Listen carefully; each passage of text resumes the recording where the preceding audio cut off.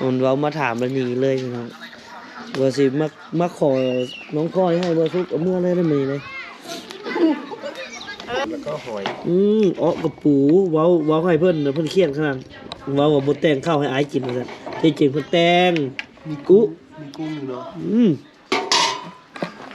ถามได้บัดนี้นะถามครั้งแรกเลยได้บัดนี้พี่น้องเอ้ย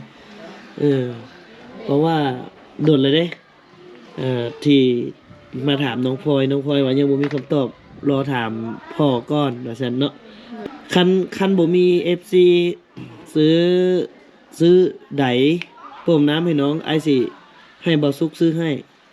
แต่ว่าเป็นค่าดอกเลยได้ล่ะ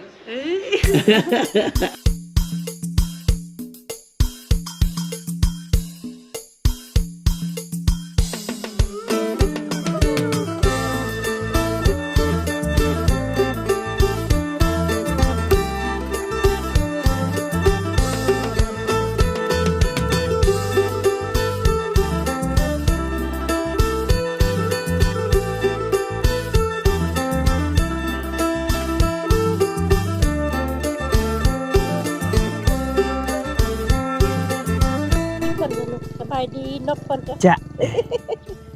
จะเอลิซาพ่อไปใส่แม่ไปใส่นะพ่อไปเที่ยวน้ำมีป้าน้ำมีลุงพ่อไปเที่ยวน้ำป้าน้ำลุงบ่ลูกอยู่น้ำเท่าลิชาแล้วอยู่น้ำเท่าพ่อกับแม่ป้าลิชาไว้เนาะนั่นแหละคนน้อยเอาปั่นมันยอกอยู่น้ำเท่าเนาะเด้ยตอนนี้บ่เตรียมข้ามอยู่เฮือนบ่าวตอมสาวจ้อยพี่น้องกะอันนี้กะไม่เท่าเพิ่นก็มาเฝ้าเฮือนตามเคย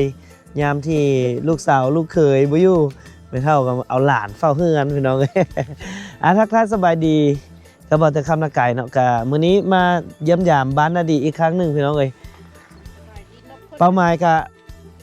เดี๋ยวสิไปถามเบิ่งน้องพลอยว่าเพิ่นสิไปอยู่นำบ่าวเตียงบ่เนาะมานำได้มื้อนี้พี่น้องหลังจากถามเพิ่นสุดนั้นว่าเพิ่นรอถามพ่อเพิ่นเดี๋ยวมื้อนี้มานำแต่ก่อนเข้าไปหั่นกะปี้มายอกหลานก่อนสบายดีแพงสบายดีซะลูกสบายดีนบนะแม่นบลุงเตียงแน่เฮ้ยนี่ก็เฮือนน้องจอยเนาะกะบ่ฮู้ว่าเพิ่นเอาขึ้นระบบแผ่นสุดท้ายฮะเอาขึ้นแล้วเตรียมสลองอย่างเดียวบาดนี้เนาะบ่ต้องสะจ้อยกลับไปซื้อเครื่องแอมพี่น้องเตรียมรับงานโอ้เพิ่นก็รับงานได้รับงานหลายขนาดช่วงนี้2งานซ้อนเพิ่นเว้าโอ้มันต้นเนาะเฮ้ยคักแฮงมันต้นก็ยังบ่เบิดจักเทื่อเอาเข้าไปในก่อนเด้อแม่เด้อเข้าไปในกันเด้อสาเด้อบ๊ายบายบายบายบายบายบายบายมาเลยบายบายเพิ่นไว้ลิซ่าบอกบายบายเลยก่อนไปพี่น้องเดี๋ยวเข้าไปในบ้านบ้านนาดีก่อนตอนนี้ก็ตะเว้นใกล้จะตกดินเนาะใกล้จะตกดินเลยธรรมชาติช่วงยามแรงๆนี่ก็สวยงามเป็นอีกแบบนึงเนาะอากาศก็หนาวพี่น้องยังหนาวอยู่เหมือนเดิมเดี๋ยวเข้าไปในหมู่บ้านก่อนมื้อนี้แหละบ่ต้อมเพิ่นก็จะกลับมาเนาะแต่ว่าเฮาอาจจะได้เจอหรือบ่ได้เจอก็ยังบ่ฮู้เลย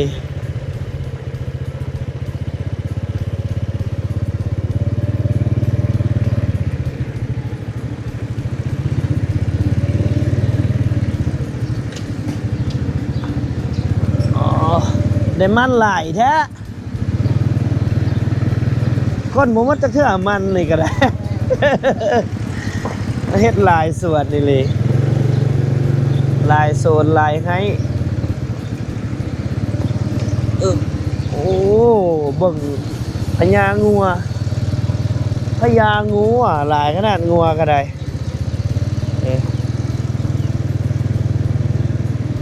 ผู้สาวอยู่งานบอกผู้สาวผู้บ่าวอยู่บ่บ่ได้เคยอยู่เพื่อนเนาะ ไปพี่น้องเดี๋ยวเลาะเมื่อกี้ก่อนนี่ยังเหมือนเดิมบรรยากาศงัวเต็มบ้านเหมือนเดิม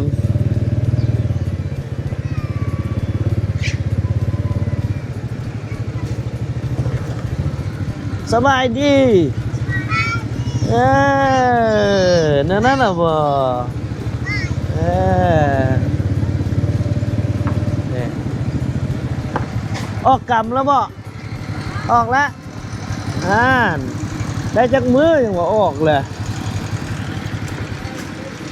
ฮะได้ชิมืออ้าวยังบ่ทันได้เตรียม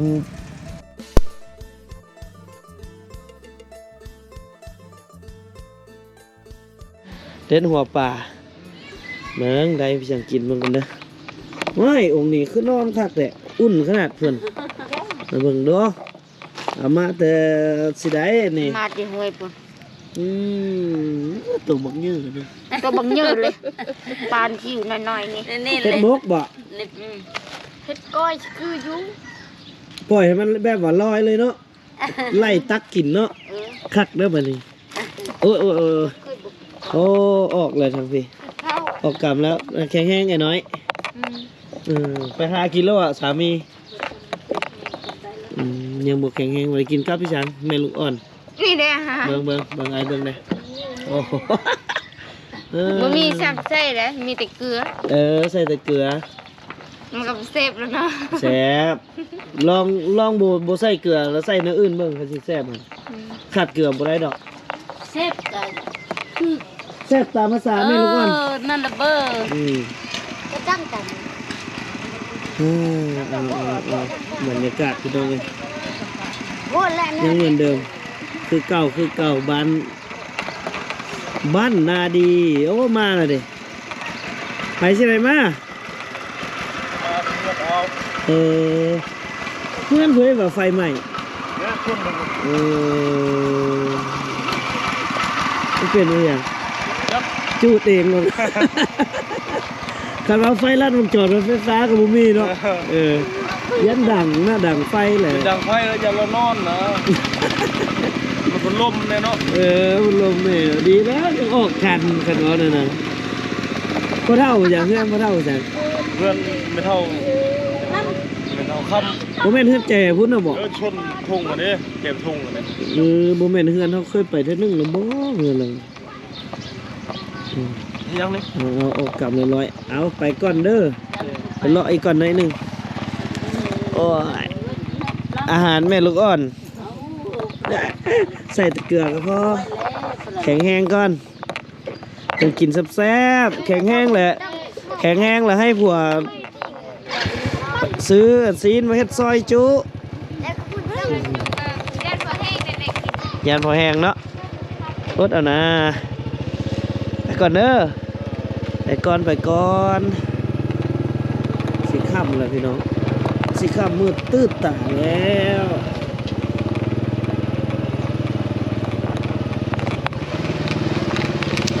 เดี๋ยวไปหาน้องพลอยจังหน่อยหนึงตามหาผู้บ่าวจักอยู่ที่ไหนพี่เนาะไปขี่รถจักรหอบบ้านเลยตามหาเจ้าเนี่ยเลยนายเอ้ยฮะอยากเห็นซื่อๆดอกโดนมาได้เห็นเดียวเลย สบายดี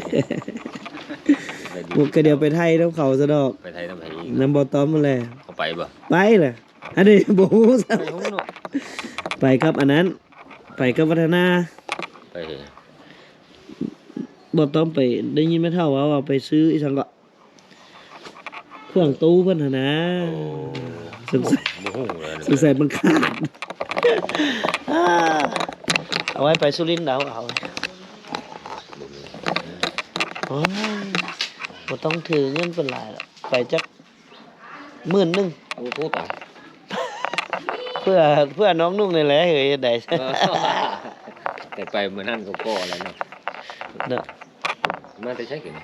มาแต่ถ้าแขก คือบ่ลูกนี่ เอาไปให้ยังมักขี่รถจักรประหยัดบ่มีเงินใส่น้ำมันละช่วงนี้ มันไป ทุกข์แล้วช่วงนี้ แม่น เอารถใหญ่ไปแต่ละรอบพี่น้องคันลงท่าแขกนี่บ่ต่ำกว่า400,000 500,000 แม่น เอารถจักรไปแสนเดียว แม่น สบาย 3แสนซื้อกินสมมุติว่าเนาะ อืม มันก็ประหยัด ประหยัดเติบได้ แสนเดียวก็ดีรถจักร แสนหนึงไปกลับ ได้แล้ว จังหน่อยสิบ่มีเงินอันน่ะจ่ายค่างวด ใส่แต่น้ำมันเบิดแล้วบ่มีเงินจ่ายค่างวด ช่วงนี้ยูทูบเบอร์ตกอัพ เป็นอะไร มันรายรับบ่ได้ เพื่อบ่ได้มันเป็น มันสิอยู่บ่รอดล่ะจักสิได้ถ่ายคลิปให้พี่ให้น้องได้เบิ่งส่ำใดยอดวิวก็ต่ำลงเหลือพันหลักพันหลักร้อยโอ้ยบางทีมันก็ทอดใจเนาะเฮ็ดหยังไงเริ่มจากเปลี่ยนอาชีพไปเป็นกรรมกรอยู่ฝั่งไทยแล้วนะบัด ว่าเนาะ เอ้า เป็นให้ปุ๊กเป็นมั้ยตัวที่เบิ่งท่านบ่เด้อ ก็ ยอดมันลดน้อยถอยลงพี่น้องเอ้ยช่วงนี้มันโอ้บ่จักแน่ว่าเลยบ่เตียงกันเลยบ่อยากรอดทำคลิปมันก็บางเทื่อบ่พอเงินใช้น้ำมันไปครับออกไปเลาะไป แม่น เก็บข้าวเก็บบรรยากาศก็มันค่าใช้จ่ายมันสูงขึ้นเต็กเวลาเฮาไปสมมุติว่าไปลิ้นกับน้องๆน้องแซ่น้องสาวไปซี่ก็เขาจะจ่ายเขาจ้างเขาจังลิ้นนำมันนั้นได้แม่นแล้วว่าถ่ายผู้สาวแฮงยาก แม่น บางเทื่อแล้วยอดวิวกับอันเงินที่จ้างเพิ่นมาเข้าเฟรมนำแล้วฮอดบ่ดุนเดียวค่าจ้างหลายกว่า เอาจักซื้ออยู่ซื้อกินนี่เนาะให้เติมบัตรเติมเบอร์ แม่น ยากได้ใครแน่แต่มาถ่ายเอาสายนี่คันว่าถ่ายเอาสายบ่ได้แล้วยอดวิวเป็นหมื่น20,000นี่ข้อยสิเที่ยวมาหาผู้เดียวนี่แหละซื้อเหล้าอย่างเดียว เห็นจะมาตำลงในเทศนั่นเนาะป่อ เออเออ คักน่ะไปนำพวกเจ้าละคักแล้วแต่งให้เลยเอาสายนี่หาผู้สาวงามๆมานั่งแมะข้างเพิ่นถ่ายรูปโพสต์อย่างเดียว มีสนเนาะ บ่ได้คิดดอกว่าเมียเพิ่นสิหายหรือว่า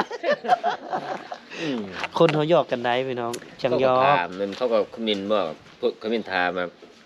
อันนั่นอันน้าสาวเห็นแล้วบ่บ่าวว่ามันเขา เออ จากน้ำลาว เขาเจ้าก็เป็นห่วงความรู้สึกของอัน เราก็ยอกไปซื้อ แต่บ่เป็นหยังแค่เฮาเฮ็ดคอนเทนต์ซื่อ แม่นแม่น อันเรื่องจริงแล้วมันก็บ่มี แต่เฮาก็แต่งใส่ให้เพิ่น แม่น แต่งใส่ให้มันม่วนนะอาศัยได้คอมเมนต์เดี๋ยวซื่อๆดอก แต่ว่าสร้างสรรค์ความม่วนดูบานม่วนซื่น คันบ่หยอกก็บ่ได้หัวเพิ่นเว้านะ บ่เอาผัวก็บ่ได้ อื รู้ มเดี๋ยวบ่เตียกไปก่อนเด้อเด้อ เจ้าเอาโชคดี ไว้โอกาสหน้า เอาเดินทางปลอด ยั ภั ง ย หาโอกาสอันได้เงินกับแม่จังสิมาเฮ็ดไก่อบเฟืองกิน แม่นจักมื้อใดได้จังไดเงินนี่เนาะ โอ้เบิ่งยอดวิวเฮานี่แหละพันหลักพันสิรอดหรือบ่นี่ยันได้ไปเป็นกรรมกรแท้ๆล่ะ ก็รอดนะ อาจารย์ตายลูกศิษย์ยืนแล้วก็ลูกศิษย์แต่ละคนนี่ก็ยังพออยู่ได้อยู่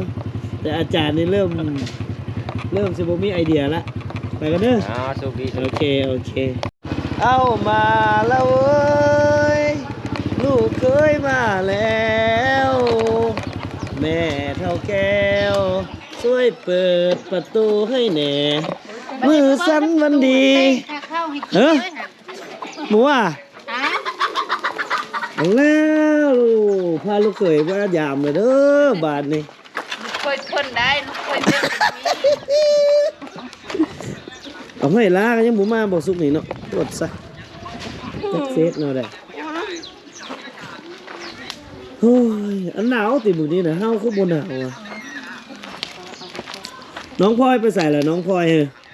คือบ่เห็นเลยเอาผ้าเข้าบ่โอ้อยู่พี่ติเอาคืองามขึ้นนับมือแหละเบ้าสุกมันบอกบ่สุกว่ามันเที่ยวมาได้ไดวะจังน้อยมีคนมาขอไปวับแล้วเลยแหละ ที่มาแต่ที่ก้อนยังไม่ได้มา เออ กว่าสิได้มาอยู่เนาะ สบายดีทั้งบ่าวสุขสันต์ สบายดีสบายดีโดนเติบบ่ได้มาโดนเติบบ่ได้ โดนเติบแล้วบ่ได้มาเกือบสาวพ่อยเอาผัวปะระบบ สิมาแต่โดนพี่น้องเงินเรียกเงินงานพี่น้องหากันได้มา 200กว่ากิโลพี่น้องจากหลักสาวมา อยู่บ้านบ่สิ 100ปลายเนาะ100ปลายเกือบ200 หลายเยอะ เส้นทางเขา ประมาณ130 140พุ่นแล้วหนูแบกความหักมาสาวพ่อยเอ้ยบ่สุกก็ได้มื้อนี้มาขอได้มื้อนี้ได้มาขอเลยได้มื้อนี้ได้ขอเมื่อเลยน้องบ่สุกเนาะเอาน้องพลอยเมื่อเอาน้องพลอยเมื่อเลยนะเฮามื้อนี้ เหมือนอยู่นำบ่ เมื่ออยู่รักษาเลยอย่าสู่อ่ะนะมาล้อเล่นกับความรู้สึกของน้องเด้อเริ่มน้องพลอยนะนี่เห็นบ่ไอ้มาแต่ละเทื่อนี่บ่ได้แต่งให้กินจักเทื่อไหนอัน เด้ไอ้เตี้ย เบาสุกมานี่เด้อจะได้กินข้าวนี่นะ บ่แต่งให้ละซะ คนน่ะโอ้บ่พูดว่าออกมาแล้วแต่งเดี๋ยวถามนี่ถามอีหลีได้นี่สิมาเอาน้องพลอยเมื่อได้มื้อนี้ได้เมื่อน้ำอายบ่ฮะมันเว้ามาถามแล้วหนีเลยพี่น้องว่าสิมาขอน้องพลอยให้บ่สุกเอาเมื่อเลยได้มื้อนี้เลย ข้อก็ได้นะก็มีเลย หมูก็มีโอ้หมูไม่เท่าก็มีบาทนี่บ่สุกเอ้ยเฮ็ดเอาได้บาทนี่พร้อมเบ่ทุกอย่างแล้วเว้าบ่มีหยังคนนี้เบิดแล้วบาทนี่ยังนึงหมูอยู่คอก็มีบาทนี่ข้าวอยู่เล้าก็มีตายโมเมนต์ธรรมดาบ่สุกไปใส่ผู้ไปใส่มื้อนี้ เฮ้ยหากมันลงมาจากขา โอ้ขึ้นภูขึ้นผา ยามนี้ก็หนาวอยู่พี่น้องเอ้ยบ่เตียงก็มาก็บ่สุกก็จนพลอยจนเพลียจนเมื่อยล้า เราบนมือ โมเมนต์ธรรมดาเบิ่งดูของกินที่น้องพลอยแต่งให้นี่ มีกระปูอีก โอ้มีกระปูอีกเบิ่งซีมก่อน ปูแล้วก็หอย อ๋อกระปูเว้าให้เพิ่นน่ะเพิ่นเครียดขนาดเว้าว่าบ่แต่งข้าวให้อายกินว่าซั่นที่จริงเพิ่นแต่งมีกุ้ง มีกุ้งอยู่เนาะ โอ้แซ่บผ่าน กินอาหารธรรมชาติเลย ผ่านบ่สุกผ่านไอ้บ่ยอกก็ซื้อที่จริงน้องพลอยก็แต่งให้กินอยู่ตลอด แต่ว่าพิเศษไอ้สุกมาแล้วแต่งให้หลายกว่าเก่าซื่อ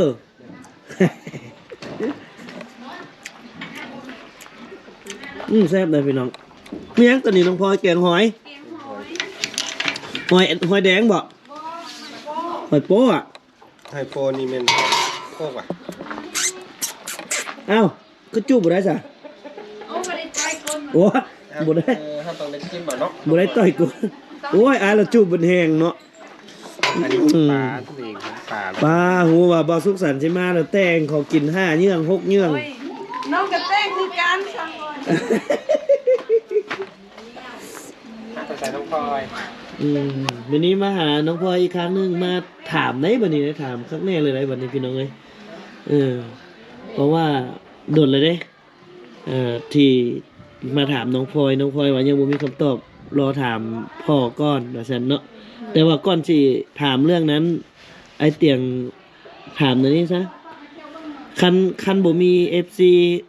ซื้อไดต้มน้ำให้น้องไอ้สิให้บ่สุกซื้อให้ แต่ว่าเป็นค่าดอกเลยได้ล่ะ เอาบ่ บ่เอา คิดว่านะ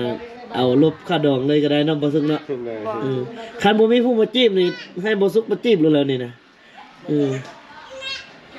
คือน้องพลอยว่าในเมื่อก่อนว่า มีคนอยากโอนเงินให้กับบ่กล้าเอาช่วงนั้นน่ะเป็นหยังล่ะย้านเขามาเอาน้องคั่น นี่ โอ้ คิดเล่นเนาะเขาสิว่าอะไรเป็นหยังคือบ่เอาบ่เอา เขาสิว่าโง่ก็ย่าแหละเนาะ เขาสิว่าโง่ก็ยาก เอาถ้าคลิปนี้ปล่อยไปคันยังบ่มีผู้ใด ซื้อให้น้องพลอยก็สิให้บ่สุกซื้อให้ซะเนาะแล้วจังทยอยมาแบบจ่ายเทะเล็กเทะน้อยอะนะบวกไว้ แต่ค่าดองลบค่าดองไว้ ลบค่าดองไว้เลย ได้นะกะตัวกลางพอดีเนาะประมาณเท่าไหร่ก็อยู่บ้านเนาะ ประมาณ600,000ได้หนึง 600,000ปลายนั่นนึงก็ประมาณ1,200 1,300 บาทน่าจะประมาณนั้นบ่เกินนั้นหรอกน่าจะหลักพันกว่าเพราะว่ามันก็ปลูกน้ำบ่ได้ไกลปานใดเอาวันนี้ไอ้ที่ถามเรื่องน่ะสิเมื่ออยู่นำไอ้อ้นอยู่บ่มาถามเลยได้บัดนี้ บ่ได้ไปดอกคันไปแล้วผู้ใดสินึ่งข้าวให้อีกยากตัวนี้ นึ่งข้าวเฮ็ดอยู่เฮ็ดกิน ตักน้ำอีก แม่นตักน้ำอีก ช่วงนี้บวกพละเพิ่มอีกคือตักน้ำ แม่น ให้แม่หับเองเลย เพิ่นก็เมื่อยตอนเช้าวัดไปเย่หมูแดงบัดมาค่ะไปหาบน้ำอีก อืมสรุปแล้วก็น้องก็สิบ่ได้ไปพี่น้องก็บ่เป็นหยังเดี๋ยวบ่เตียงก็สิได้หาคนมาอยู่นำอนตึมอีกนะครับเนาะก็บ่เป็นหยังเพราะว่าก็เห็นความจำเป็นของน้องพลอยอยู่เพราะว่าน้องพลอยก็ยังแต่ลูกสาวผู้เดียวเนาะต้องได้เฝ้าพ่อเฒ่าอีกแมันบ่ ได้อันที่หินทับตีน วันนี้ภาระเพิ่มอีกก็คือต้องได้หาบน้ำมาใช้อดทนเอาสั้นๆเดี๋ยวไอ้ก็ขอบใจเด้อทางพระเข้าเนาะเพื่อก็แต่งพระเข้าให้กินอิ่มแซ่บเติบพี่น้องเอ้ยเอาไว้โอกาสหน้าบ่เตียงคำมาใหม่ถ้าอีกประมาณจัก5 เดือนคันยังบ่มีผู้ซื้อให้เดี๋ยวสิให้ไอ้ซุกซื้อมาอีก5 เดือน เสร็จ เอาเดี๋ยวเนาะ ปวดแต่โดนแล้วเนาะ อีก5 เดือนคันซันแหละน้องสิเอาผัวปะแหละว่าสิผู้ใดซื้อใดให้แหละเอามาอยู่เฮือนน้ำเลยว่าสิเอาพี่น้องเดี๋ยวบ่แต่งคำก็สิล้ำลาไปสำนี้ก่อนเนาะเอาไว้โอกาสหน้าพวกเราเจอกันใหม่สำหรับอีพีนี้ขอสบายดี สบายดี